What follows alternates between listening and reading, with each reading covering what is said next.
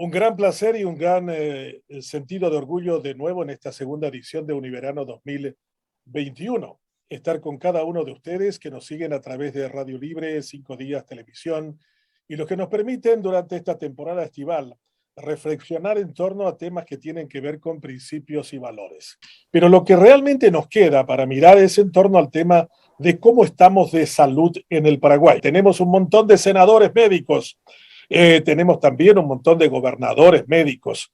Por eso nos da mucho gusto dar la bienvenida en Univerano en su segundo ciclo de este año 2021 al médico, neurocirujano, docente y escritor Miguel Ángel Velázquez, más conocido en el ámbito de las redes sociales como el doctor Mime. Benjamín, querido, ¿cómo está? Un saludo a los demás miembros del panel y a toda la radio audiencia. Bueno, realmente estar hablando de pandemia y hablar de lo que ha pasado este año, estos 2 años que estamos por cumplir, yo a veces digo a la gente, vos calculás dónde estaba un 22 de enero del año 2020 o qué estabas haciendo. Y todo el mundo, bueno, yo estaba en Brasil, o estaba en Zamber, o estaba en la playa, o estaba en, qué sé yo, en una piscina. Y a la noche planificando como un sábado, tratando de salir. Hoy en día han cambiado muchos paradigmas, no solamente desde el punto de vista de conducta, el punto de vista de restricciones, sino también desde el punto de vista de las ausencias, que es algo que el cerebro tiene que elaborar.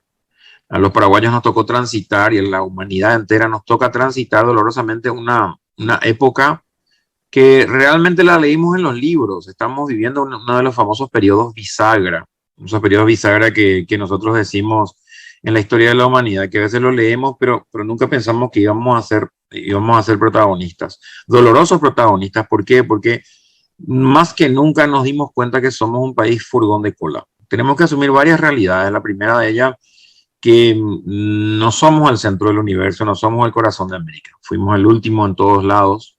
Hasta ahora nos ningunea un mecanismo perverso como COVAX. Nos damos cuenta que uno de los factores importantes es que, como vos bien dijiste o como bien decís, en crisis se potencian las oportunidades. Eso es cierto, eso lo saben los emprendedores. Hasta el emprendedor más exitoso sabe que ha surgido en tiempos de crisis. En tiempos de crisis no es el tiempo de guardarse y esconderse, sino a veces es el tiempo de arriesgarse. Tuvo que venir una pandemia, un virus, algo ultra microscópico para movernos hasta la última fibra de nuestra sensibilidad, sobre todo a los que encargados de darnos plata para poder crecer en salud. Ahí está una de las respuestas a lo que vos dijiste. No tenemos terapistas. No tenemos terapistas porque los colegas no quieren optar por una especialidad muy difícil, muy demandante, muy desgastante. Está en la que los colegas son los que más jóvenes fallecen o quedan con algún tipo de imposibilidad por alguna enfermedad, juntamente con los anestesiólogos, eso está escrito.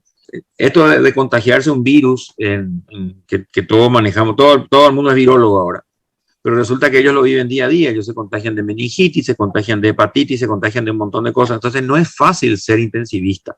Entonces esta pandemia nos vino a, como decís vos, a desnudar en las falencias, a desnudar en nuestra desidia política, en nuestra desidia social, en la incapacidad de colocarnos en el lugar del otro. Y desde ese punto de vista el cerebro paraguayo es muy particular.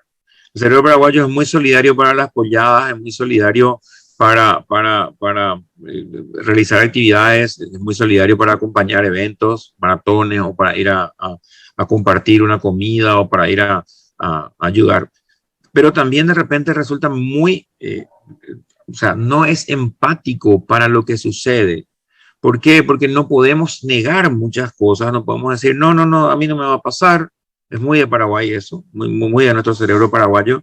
A mí no me va a pasar, a mí no me va a tocar, yo ya me salvé, yo ya no creo en estas cosas. Muy bien, está en Sao Paulo el economista Víctor Raúl Benítez, quizás el paraguayo que mejor conoce el Brasil, pero también, como es carapegüeño, conoce mucho del alma del paraguayo, que cada vez escribe artículos de economía más orientados hacia el comportamiento cultural de la gente. Y está en un país en donde su presidente Bolsonaro dijo al inicio que eso no era más que una gripecilla.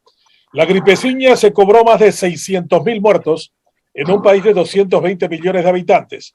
Y parece que los brasileros le van a cobrar al señor Bolsonaro, porque en este momento todos los candidatos opositores a Lula no le alcanzan a la cantidad de votos en la preferencia de intención que tiene a su favor el expresidente Lula.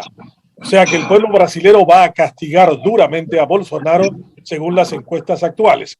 Está en Sao Paulo el economista Víctor Raúl Benítez, quizás el paraguayo que mejor conoce el Brasil, pero también como es carapegüeño conoce mucho del alma del paraguayo, que cada vez escribe artículos de economía más orientados hacia el comportamiento cultural de la gente. Y parece que los brasileros le van a cobrar al señor Bolsonaro, porque en este momento todos los candidatos opositores a Lula no le alcanzan a la cantidad de votos en la preferencia de intención que tiene a su favor el expresidente Lula.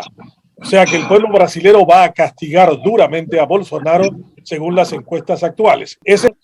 Y está en un país en donde su presidente Bolsonaro dijo al inicio que eso no era más que una gripecilla. La gripecilla se cobró más de 600.000 muertos en un país de 220 millones de habitantes. Y parece que los brasileros le van a cobrar al señor Bolsonaro, porque en este momento todos los candidatos opositores a Lula no le alcanzan a la cantidad de votos en la preferencia de intención que tiene a su favor el expresidente Lula. O sea que el pueblo brasilero va a castigar duramente a Bolsonaro según las encuestas actuales. Ese Brasil que ahora tiene también una explosión de casos de Omicron y que está resentido en varios aspectos. Ese Brasil que es limítrofe con nosotros. Y ahí en esa megalópolis de Sao Paulo está el economista Víctor Raúl Benítez, que tiene tiempo para su comentario y para su pregunta al doctor Miguel Ángel Velázquez. Buenos días, Víctor. Bueno, estoy acá en San Pablo, precisamente vine a renovar mis documentos de residencia brasilero. Ya me han dado indeterminado, por las dudas nomás, porque acá tienen un muy buen sistema de salud. Y tal como decía el doctor Mime al comenzar, el sistema de salud paraguayo no es confiable. El primer tema al cual hizo referencia el doctor Mime, lo hago rápidamente, es que Paraguay no existe en el mundo, no es número, es un país desprestigiado en la geopolítica. Es un país que la geopolítica no le dio la vacuna y no le dio ni explicaciones. Ese señor de la OMS se fue y no dijo nada. O sea que nosotros no existimos.